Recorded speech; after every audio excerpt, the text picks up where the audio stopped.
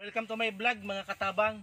So ngayong araw po, magpapasalamat ulit po tayo sa mga benefactor o sa mga sponsor po ni Katabang Dave.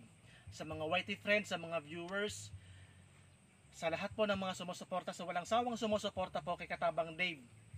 Muli po kaming humihingi ng pasensya o paumanhin po sa mga nagtitext, sa mga nagchat-chat po kay Katabang Dave na hindi po namin mapagbibigyan po ang inyong mga kahilingan sa panahon ngayon kasi po di pa naman po kami kalakihan na vlogger na tulad po ng ibang vlogger na kumikita na kami po hindi pa. So waiting pa po kami sa sahod namin. So nakadepende po kami sa mga sponsor namin sa ibang bansa o dito po sa Pilipinas, yung mga tumutulong po kay Katabang Dave. Doon po kami nakadepende pa.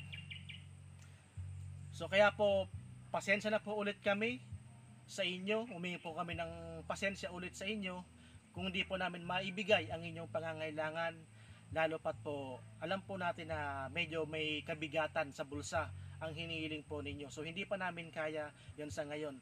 So ito po, magpapasalamat po kami sa aming follower na nagbigay po nitong napakagandang frame.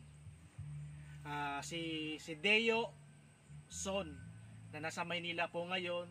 Ito po binigay po sa amin, may kasama pong sticker na ito po si Katabang Dave. Kung ano po yung nandito po sa frame dito, ganun din po dito sa sticker.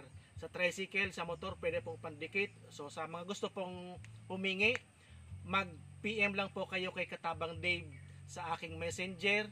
So medyo may, alam ko po medyo may kamahalan to kasi malaki itong frame na to, personalized.